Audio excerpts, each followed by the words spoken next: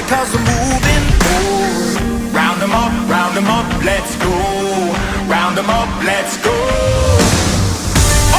my eyes are seeing red. Double vision from the blood we've shed. The only way I'm leaving is dead. That's the state of my head. Y'all, this is Mechanic Kyle, and we are going to be working on a 96 Nissan pickup. So, this is a 1996 Nissan DT1 with the 4-cylinder, 5-speed, 2-wheel drive, and it's an extended cab long bed. And I picked this vehicle up for $200.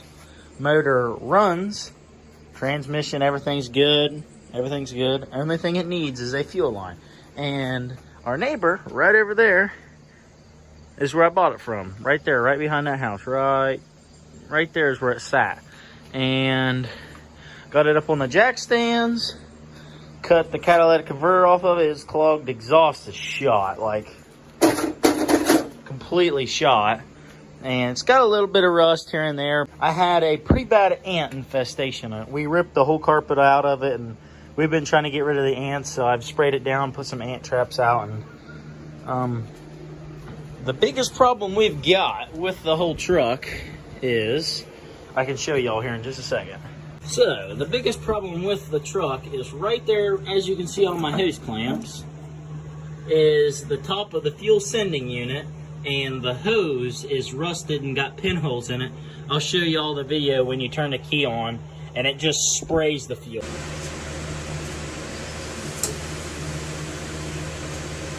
I've got one on order right now, an aftermarket one with aftermarket pump, but I tried putting the hose clamps and stuff to see if I could hold it off to get it running and driving, but nope, it wouldn't hold. So I just took all the bed bolts out and lifted this side of the bed, put a 2x4 to work on it. But the biggest thing that needs the fixes that I got to do is put that fuel pump in it.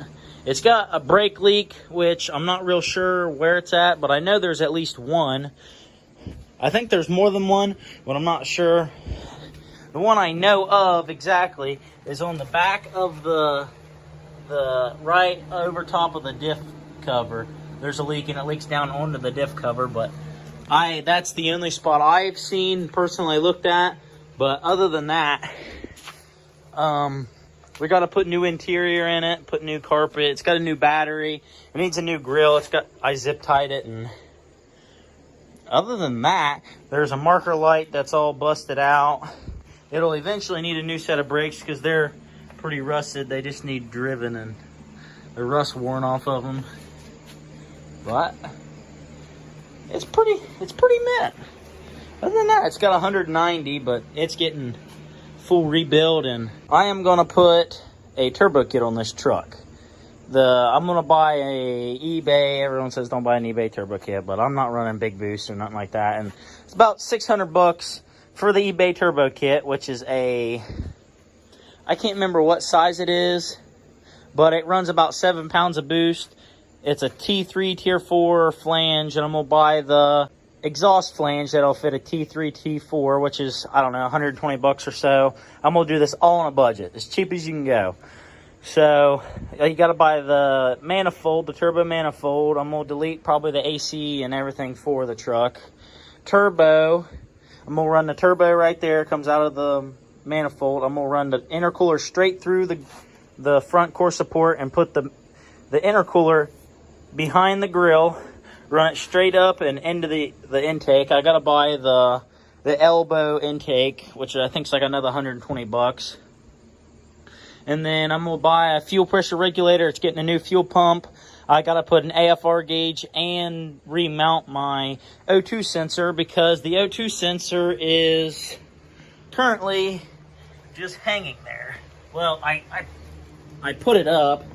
It was just hanging there. I cut the exhaust. You guys can't see it because I ain't got a light, but the O2, I couldn't get the O2 sensor out of the exhaust, so it's just hanging there. But power steering, everything's perfect on this truck. I haven't really got it started running because of the fuel problem, so whenever the fuel problem's fixed, we'll see her run, see if she runs and drives okay. $200. Let's go. Budget turbo build. Peace.